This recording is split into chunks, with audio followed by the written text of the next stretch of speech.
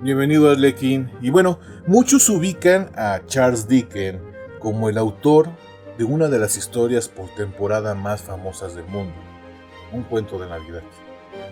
Pero él no solo escribió esa obra, tiene muchas más que, aunque menos conocidas que Un cuento de Navidad, que por cierto, Arlequín, fue concebida como una historia de terror. En este video te voy a resumir una obra que fue compuesta por varios cuentos de este gran autor, que seguro, si eres un amante del terror clásico, esta historia de mediados de los años 1800 te va a encantar. Así que quédate, la función va a comenzar.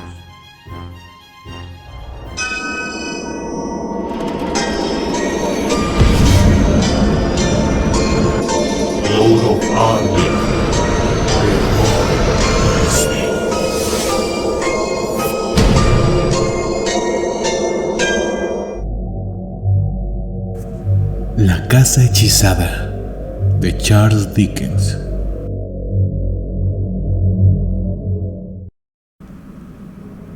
Los mortales de la casa. Había visto la casa a la luz del día, con el sol encima.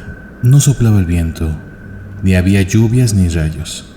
No había ninguna circunstancia horrible o indeseable que hiciera sentir temor en ella. Creo que cualquiera que la hubiera visto como yo la vi, esa mañana otoñal, hubiese dicho que era una propiedad muy bella. Viajaba hacia Londres con la intención de detenerme en el camino para ver la casa. Mi salud requería una estancia temporal en el campo. Un amigo que había visto la casa en uno de sus viajes me escribió recomendándomela por su proximidad con la naturaleza y su magnificencia. Subí al tren de inmediato, pero durante el trayecto del viaje tuve la desagradable sensación de que no había dormido. Me avergüenza reconocer que me habría peleado con el hombre que tenía delante de mí si no hubiésemos platicado. El hombre llevaba un cuaderno y un lápiz, y había estado todo el tiempo tomando notas. Me habría resignado a que las tomara si hubiese sido un ingeniero, si no hubiera estado mirando fijamente por encima de mí. Cada vez que escuchaba un sonido, por mínimo que éste sea, tenía aspecto desorientado y ojos saltones. Su proceder me resultaba totalmente intolerable. La mañana era fría y desoladora, y ya no soportaba a aquel hombre, y le dije: «Disculpe, señor, ¿observa algo en particular en mí?». El caballero de ojos saltones me respondió con una voz ahogada, como si viniera de otra parte que no fuera su cuerpo: «¿Es usted el señor B?». «¿Señor B?», pregunté a mi vez enojado. «No tengo nada contra usted, señor. No quisiera contradecirlo, pero le aseguro que usted es el señor B. Le ruego que me escuche o…». Pronunció esta vocal y luego la anotó rápidamente. Al principio me asusté, pero era obvio que compartía el vagón con algún loco.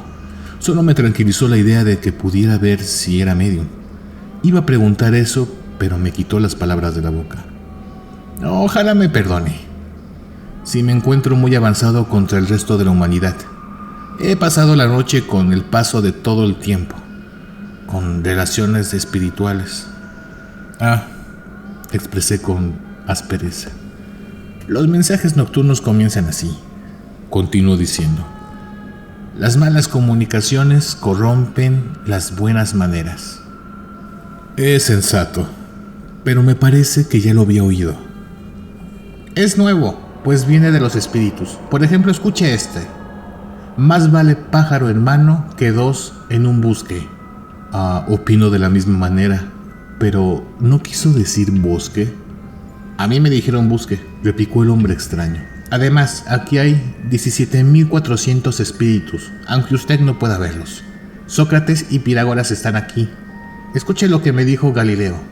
Estoy encantado de verlo, amigo. ¿Cómo está? El agua se congelará cuando esté lo bastante fría. ¿Qué le parece? Además…». Siguió hablando de varios espíritus de autores famosos. No había duda que estaba completamente loco. Y si a esto le sumamos su mirada, creo que comprenderán mi impaciencia por ver el sol. Me alegré mucho cuando bajé del tren, pues la claridad lo llenaba todo. Caminaba pisando las hojas que habían caído de los árboles dorados, contemplando las maravillas de la naturaleza. La relación espiritual del caballero me pareció de lo más pobre, en comparación con los que yo disfrutaba. Llegué frente a la casa y me detuve para examinarla detenidamente. Era una construcción solitaria, levantada sobre un jardín triste y olvidado. Pertenecía a épocas de Jorge II. Era rígida, fría y en mal estado. Estaba deshabilitada, pero se veía que hace unos 2 o 3 años le habían dado una mano de pintura por fuera, que ya se estaba cayendo. Había un letrero que decía: se renta en condiciones razonables y bien amueblada. Demasiado sombrío por la carencia antinatural de los árboles, había 6 altos álamos delante de la ventana principal, que creaban una atmósfera excesivamente melancólica. Se notaba que la casa había sido evitada por el pueblo.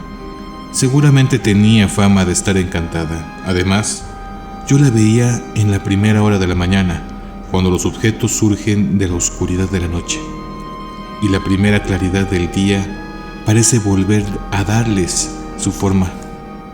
En esa hora matinal, una vez vi el fantasma de mi padre. Estaba sentado, dándome la espalda en una silla que tengo junto a mi cama, y cuando le quise agarrar no había nadie ahí. Por esa y otras cosas, las primeras horas de la mañana eran fantasmagóricas para mí. Caminé hasta el pueblo, pensando en lo abandonado de aquella casa y de los innumerables arreglos que tenía que hacerle. Me encontré con el dueño de la pequeña posada y comencé a platicar con él. ¿Está hechizada esa casa?, le pregunté. Yo no digo nada, respondió sacudiendo la cabeza. Entonces sí lo está, ¿verdad? Bueno, no sé, pero yo no dormiría ahí. ¿Y por qué, si se puede saber? Si me gustara que sonaran las campanas sin que nadie las tocara, y que golpearan las puertas de la casa sin que nadie llamara, escuchar todo tipo de pasos sin que ningún pie los produjera, entonces sí dormiría en esa casa. ¿Oh, alguna vez ha visto a alguien allí?, insistí. El posadero me miró atemorizado y llamó con un grito a Ikei. Un hombre joven de hombros altos y pelo rojizo se apareció. El posadero le dijo: este caballero quiero saber si se ha visto a alguien en los álamos. Mujer capuchada con bullo, explicó Ikei. ¿Quieres decir Armando Bulla gritando?, le pregunté confundido. No, señor, un pájaro bullo. Una mujer encapuchada como búho. ¿Usted la ha visto? Vi al bullo. A la mujer no la has visto. No tan bien como al bullo, pero siempre están juntos. ¿Y hay alguien que haya visto a la mujer tan claramente como al búho?, pregunté empezando a desesperarme. Que Dios nos bendiga, señor. Muchísimas personas. ¿Quiénes? Que Dios nos bendiga, señor. Pues muchísimas personas. Ok, por ejemplo, ese hombre que está allá barriendo la tienda. Perkins. Que Dios nos bendiga, señor. Perkins nunca se ha acercado ahí. Pero claro. Bueno. Dígame una cosa. ¿Quién es o qué fue la mujer encapuchada con el búho? Dicen que fue asesinada mientras el bullo cantaba. Se veía que aquel pobre ignorante muchacho había quedado seriamente traumatizado por haber visto a una mujer encapuchada con un búho. Me siguió contando sobre cómo Joe, el tuerto, se había encontrado con la mujer encapuchada varias veces.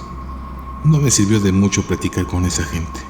Ahora bien, aunque contemplo con actitud solemne los secretos que se hallan en el terreno de lo sobrenatural, pese a que no creo en esas cosas, no puedo reconciliar las puertas y campanas que suenan solas, las tablas del suelo que crujen, los búhos que aluran todas las noches y aquella reacción espiritual de mis compañeros de viaje, con mi conocimiento científico y exacto de todos los acontecimientos a los cuales otras personas pues llaman magia. Estaba ya decidido a alquilarla, así que después de desayunar con el posadero, recibí las llaves de mano de la cuñada de Perkins y fui a la casa escoltado por el posadero y por Ikei. El interior de la mansión era esencialmente lúgubre. Los reflejos de los árboles cambiaban las sombras dentro de la sala húmeda y no libre de la podredumbre. Tenía olor a rata. La decadencia se había apoderado de toda la obra hecha por la mano humana, pues cuando ésta ya no recibe la atención del hombre, entra en un estado de descomposición. La cocina y habitaciones eran demasiado grandes, demasiado separadas entre sí. Por encima y debajo de las escaleras había largos pasillos y un viejo pozo repleto de moho, sobre el que crecía la hierba. Oculto con una trampa debajo de las escaleras, una de las campanas llevaba la etiqueta que decía Amo B. Me informaron que esa era la campana que más sonaba. ¿Quién era el Amo B? ¿El Amo B toca la campana? Me sorprendió la destreza y rapidez con la que aquel muchacho lanzaba su gorra sobre la campana y la hacía sonar. Era una campana fuerte y desagradable. Las otras campanas tenían escrito el nombre de las habitaciones, por ejemplo, la habitación del cuadro, la habitación doble, la habitación del reloj, hasta la campana del Amo B, cual descubrí que era un caballero joven que fue acomodado en una pequeña habitación triangular. Para los que no sepan qué son las campanas, se usaban para llamar a la servidumbre, jalando de un cordón que hacía sonar una campana en el cuarto de servicio. La casa tenía un desván inmenso y estaba moderadamente bien amueblada con artefactos tan viejos como ella misma. Después de conocerla, decidí alquilar por 6 meses. A mediados de octubre me mudé ahí con mi hermana soltera. Llevábamos con nosotros un mozo de caballos que era sordo, a mi sabueso Turk, 2 criadas y una joven a la que llamábamos la chica extraña. En realidad resultó un grave error haber llevado a esta muchacha a esa casa. El año se estaba terminando. En un día frío cuya tristeza resultaba deprimente, tomamos posesión de la casa. Nuestra cocinera se echó a llorar cuando vio su área de trabajo. La doncella Stray fingió alegría, pero era la más dramática de todas. La chica extraña parecía la única complacida y se puso de inmediato a arreglar el jardín. Antes de oscurecer, había malos informes sobre la cocina. Nada servía, y lo poco que había estaba roto. La chica extraña seguía mostrándose amable y ejemplar, pero 4 horas después de entrar la noche hallamos una cavidad extraña, donde ella juraba haber visto ojos. Se había puesto histérica. Mi hermana y yo determinamos no contar a nadie sobre la hendidura encontrada. Dejo que los inteligentes arlequines juzguen cuáles fueron mis sentimientos cuando, después de ciertas circunstancias desagradables, la campana del Amo B comenzó a sonar sola y el sabueso aullaba a su ritmo. No sé si sonaba por causa de las ratas, los murciélagos, el viento o cualquier vibración accidental, quizá por una causa u otra, o por la unión de todas ellas.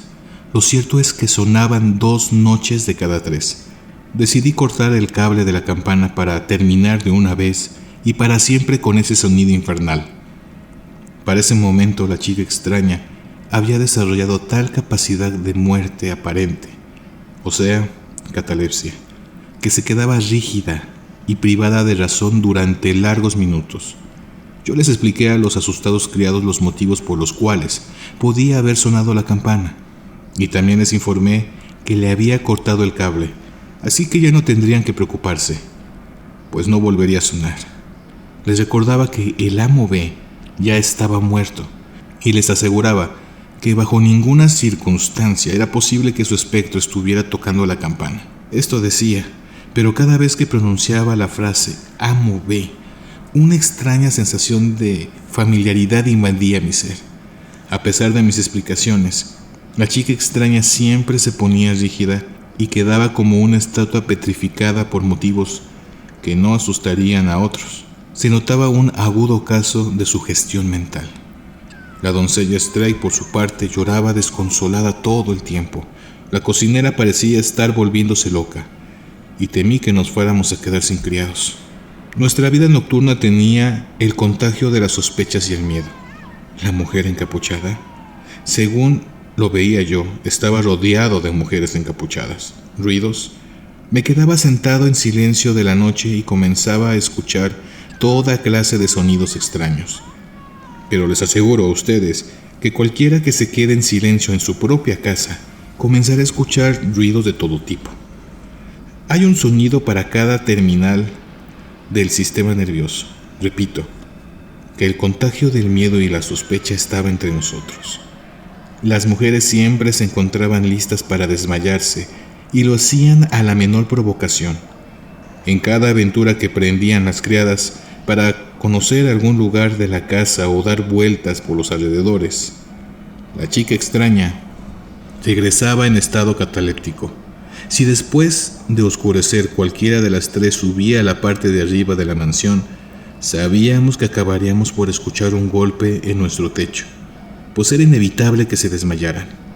Era inútil asustarse por el momento, por causa del búho auténtico que alulaba en las noches posándose en los lúgubres álamos cercanos a la casa. Si alguna de las campanas tocaba sin cesar, bastaba con cortar el cable para callarla para siempre. Cambiamos de servidumbre, conservando solo a la chica extraña, y la cosa no mejoró. Parecía que los únicos que pensábamos las cosas era yo y mi hermana. Todos nos abandonaban. Una noche en que estábamos completamente abatidos, le dije a mi hermana: Patty, creo que deberíamos abandonar este hogar. Pienso que no encontraremos criados que se queden aquí con nosotros. No, John, de ninguna manera. No podemos darnos por vencidos. Yo conozco otro método para quedarnos aquí. Ajá, ¿y cuál es?, le pregunté. Debemos cuidar esta casa por nosotros mismos, prescindiéndonos de los sirvientes, y la llevaremos adelante. Pero es que las criadas, dije yo. No las tengamos, John. No las necesitamos. Podemos valernos por nosotros mismos. Jamás en mi vida se me había ocurrido vivir sin sirvientes. Sabemos que llegan aquí predispuestas a asustarse y contagiarse del miedo unas a otras, comentó mi hermana. Con excepción de Bolts, me refería al mozo del establo, sordo. Era un fenómeno del mal humor, como no se conoció otro en Inglaterra. Eso no prueba nada, John. Ya sabemos lo huraño que es Bolt. Era cierto, el criado no se había enterado de nada de lo que sucedía en la casa, y por lo tanto estaba vacunado contra el miedo. Mi hermana propuso que llamáramos a algunos amigos, decididos e inteligentes, para que vivieran con nosotros y nos ayudaran a llevar a buen término la estancia en la casa. Podríamos repartirnos las tareas domésticas, y así no sería tan duro. Además, le daríamos una lección al pueblo, demostrándoles que era irracional el miedo que sentían. El plan de mi hermana me encantó y dispuse lo necesario para que con la mayor brevedad estuvieran nuestros amigos en la casa. Hubo muy buena respuesta, ya que en menos de una semana llegaron todos. Faltaban pocos días para terminar octubre. Realicé 2 pequeños cambios mientras mi hermana y yo aún estábamos solos en la casa. En primer lugar, sacamos al perro a la parte exterior de la casa, pues estaba enloquecido dentro y se la pasaba aullando día y noche. Advertí en el pueblo que el que se acercara a él sería mordido. En segundo término, le pregunté a Ikei si la escopeta que tenía en mi poder estaba en buen estado. No tiene ningún defecto, me dijo. Ikei, no le mencioné, pero he visto algo en la casa, le conté. ¿A la mujer encapuchada, señor? No se asuste, Ikei. Era una figura muy parecida a la suya. Dios mío, señor. Ikei, si hay algo de verdad en esta historia fantasmal, el mayor favor que puedo hacerle es dispararle a la figura. Y le juro por Dios que si vuelvo a verla, le dispararé. El joven me dio las gracias y se fue rápidamente, despreciando un vaso de licor. No había olvidado el momento en el que lo vi lanzar su gorra para hacer sonar la campana, ya que en otra ocasión había encontrado un gorro de piel cerca de una de las campanas, en una noche en la que ésta se había puesto a sonar. Además, siempre que él venía por las tardes a consolar a las criadas, nos encontrábamos mucho más fantasmales, pero no puedo echarle la culpa al muchacho. Tenía miedo de la casa y creía que estaba hechizada, pero no podía decirlo. Había algo que me obligaba a permanecer en ella, a toda costa. Me sentía como en mi propio hogar. El caso de la chica extraña era similar. Recorría la casa en un estado de auténtico terror, pero mentía monstruosa y voluntariamente e inventaba muchas de las alarmas que expandía por todas partes, pues los había estado vigilando a los dos. Pero volvamos con el grupo de amigos.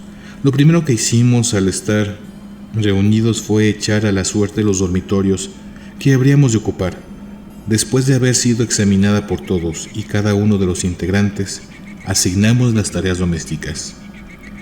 Luego les conté los rumores sobre la dama encapuchada, el búho y el amo B, junto con otros que habían surgido desde que llegamos a la casa, relativos a un viejo fantasma que subía y bajaba cargando una mesa transparente y en el que un viejo burro fantasma que no tenía cabeza y aún así rebuznaba. Parecía que los últimos sirvientes se habían transmitido esas ideas y las creían con firmeza. Quedó establecido que cualquiera que escuchara ruidos extraños durante la noche y deseara rastrearlos, tocaría a mi puerta. Acordamos que el día de Navidad nos contaríamos todas las experiencias inusuales que hubiéramos vivido en la casa, y hasta ese día nadie diría una sola palabra de sus vivencias sobrenaturales, a menos que fuera un acontecimiento notable o de extrema urgencia. A mi hermana le correspondió su dormitorio y a mí el del amo B. Nuestro primo hermano John y su esposa fueron alojados en la habitación de reloj. A Alfred, un joven singularmente bueno y agradable, le tocó la habitación doble, que había sido la mía y que incluía dos amplias y molestas ventanas que no podían dejar de moverse, hubiera viento o no. Belinda Bates, amiga íntima de mi hermana, ocupó la habitación del cuadro. Mi antiguo amigo Jack se quedó con la habitación de la esquina.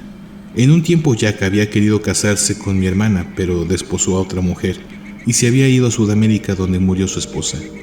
Trajo con él a un antiguo camarada suyo, Nat Beaver. El señor Beaver, aparentemente ser un hombre muy duro y además tenía gran experiencia marítima y conocimientos de todo tipo. A veces mostraba un curioso nerviosismo, seguramente por alguna antigua enfermedad. A él le tocó la habitación del armario, que compartía con el señor Under, mi amigo y administrador legal, quien había ido como curioso. Nunca me sentí más feliz en la vida, y creo que era el sentimiento general de todos. Jack se convirtió en el jefe de alimentos, pues cocinaba muy bien. Mi hermana le ayudaba a hacer los pasteles. Starling y yo éramos los ayudantes de cocina por turnos. Hacíamos diversas actividades al aire libre. No había mal humor ni malos entendidos. Nuestra convivencia era tan buena que teníamos una buena razón para no irnos de la casa. Al principio tuvimos algunas alarmas nocturnas. La primera noche me despertó Jack, llevando un farol de barco para decirme que iba a salir a tumbar la veleta. Como era una noche tormentosa, puse objeción, pero no me escuchó y llamó mi atención sobre el hecho de que la veleta producía un sonido semejante a un lamento de desesperación. Subimos a la parte de arriba de la casa, donde apenas y podía sostenerme por culpa del viento, acompañado por el señor Beaver. Ellos se arrastraron hasta la parte superior de la cúpula, que estaba como a unos 10 metros de la chimenea, y lograron derribar la veleta. Otra noche volvió a aparecer para derribar un pedazo de chimenea que hacía un ruido similar a la de una veleta. La siguiente noche cortaron una tubería que sollozaba y sorbía. Al anochecer del otro día descubrimos algo más. En varias ocasiones amarraban sus colchas a las ventanas y bajaban al jardín para examinar algún evento curioso. El comportamiento que habíamos aceptado todos se cumplió fielmente y nadie decía nada. No parecíamos estar viviendo en una casa hechizada. El fantasma de la habitación del amo B. Cuando me instalé en mi habitación sentí un extraño estremecimiento en mi cuerpo. Creí que ya había estado ahí antes. Todas mis reflexiones eran para el amo B. Pensaba cosas inquietantes acerca de él, de cuál sería su verdadero nombre, de si la abreviatura B era por su nombre o por su apellido, por su cargo o por su familia. Me atormentaba mucho con estas inusuales meditaciones y trataba de unir la misteriosa letra B con actividades del fallecido. Me preguntaba si vestía bien, si usaría botas, si sería brillante, si era un gran británico. Estaba hechizado por la letra B. Todo lo que veía o pasaba estaba relacionado con ella.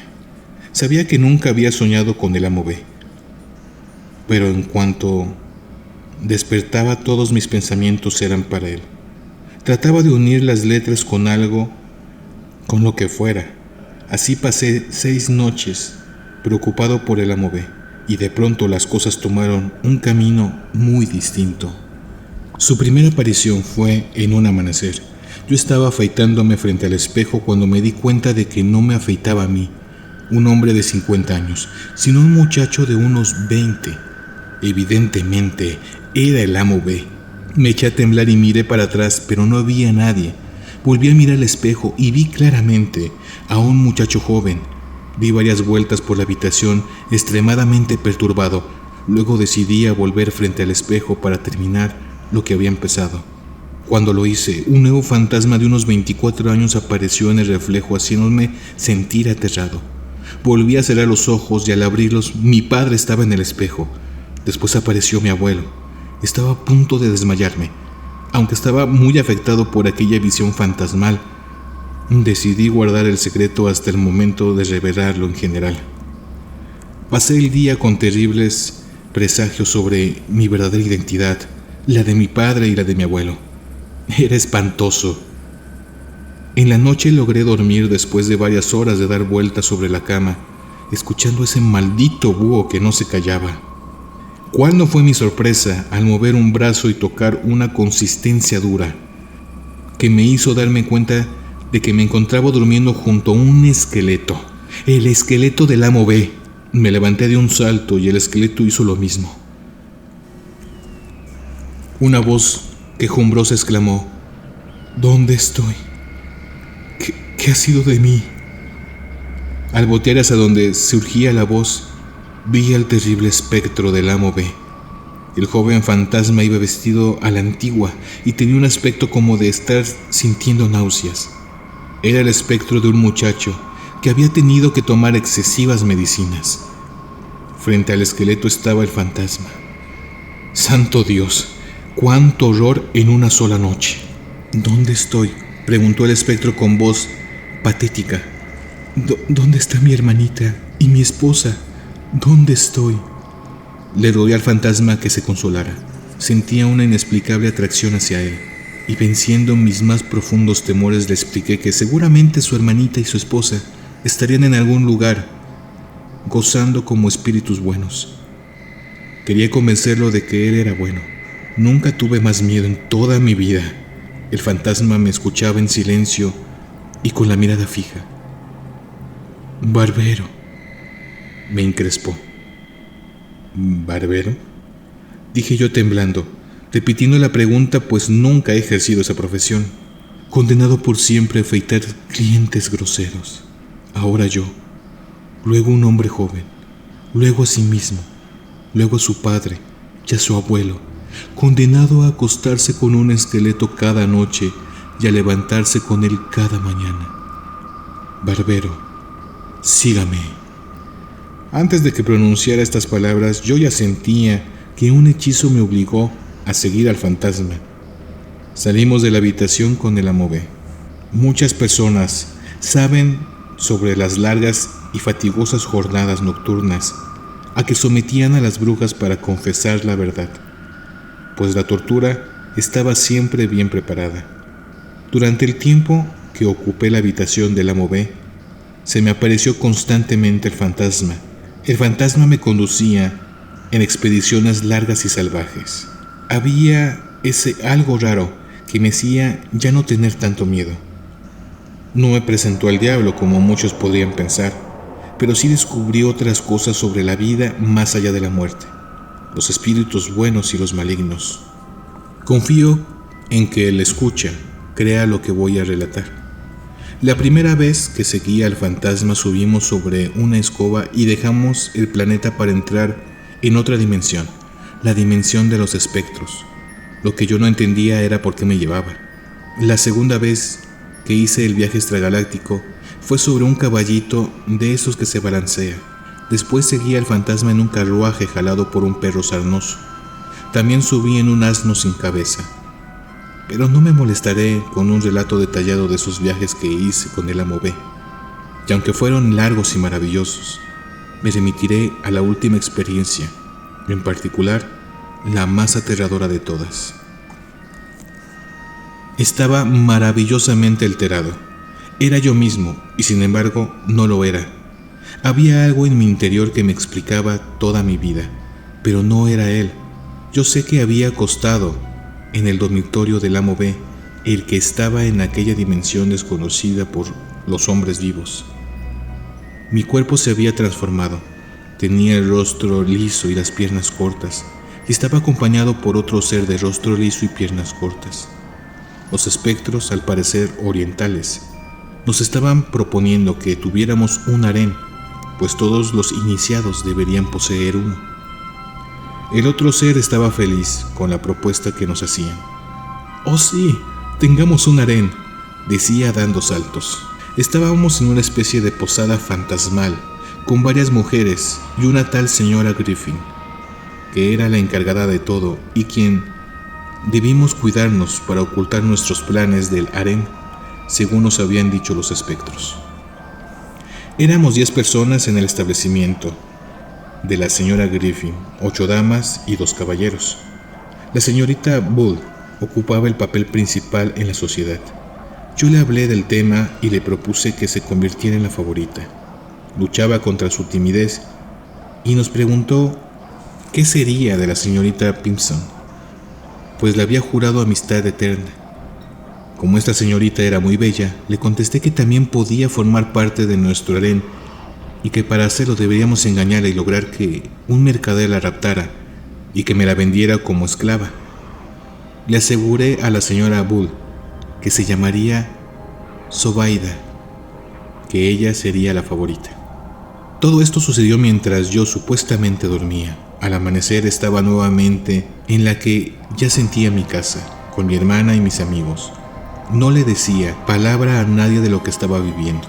La noche siguiente volví a viajar con el amo B, que había envejecido unos 30 años y se parecía horrorosamente a mi familia. Una vez segura de que todo lo que decía era lo mejor, la señora Bull habló con 7 de sus amigas. Yo pensé que también podíamos incluir a la esclava de la casa, que se llamaba Tabby, y le comuniqué a la señorita Bull con un papel debajo de la mesa a la hora de la cena. Hubo una gran dificultad para conformar los derechos y obligaciones del harén. El ser que me acompañaba había demostrado tener un carácter bajo, pues acusaba a las mujeres de forma grosera, por lo cual ellas lo odiaban tanto como me amaban a mí. Las sonrisas solo podían condescender cuando la señorita Griffin miraba hacia otro lugar, pues después de la cena siempre nos reuníamos durante 1 hora para ver quién debía satisfacer los deseos del amo. En esas ocasiones el jefe de los negros del harén acudía siempre, pero no actuaba jamás. La señorita Griffin, convencida por los espíritus de nuestro legítimo derecho al harén, terminó por hacerse de la vista gorda e incluso nos ayudó. Le gritaba todo el tiempo al jefe de negros: «¡Vigilen a sus bellezas!». Este jefe siempre estaba de buen humor y escogía las nuevas esclavas que íbamos a compartir. Pero por fin llegó la noche maldita, en la que comprendí todo. Pude entender ese cielo rojo, esos espíritus flotando en el aire, la eterna oscuridad, la falta de sensación dentro del cuerpo. Regresé a mi casa y al despertar lo entendí. Ya no había nadie en la casa, todos se habían ido. Al parecer hacía mucho tiempo. Una tumba con mi nombre estaba en el jardín al pie del único álamo que se había conservado. Aquí descansa John B. Murió una noche rodeado de todos sus amigos. Ningún otro espectro había acosado la habitación del amo B. Amigos míos, desde que yo la ocupé, salvo el fantasma de mi propia infancia, el espíritu de mi conciencia, el de mis alegres creencias. Muchas veces he perseguido el fantasma, pero nunca con manos y piernas de adulto, ni siquiera con corazón de adulto. Y aquí me veis, planificando mi destino como puedo, atrapado por siempre en un cuerpo joven. Ya no recuerdo nada de mis días. Mis noches es un continuo dormir con un esqueleto, acostarme y levantarme con él, con mi compañero mortal, que soy yo mismo. Y al final, el hombre del tren tenía razón. Yo soy el señor B.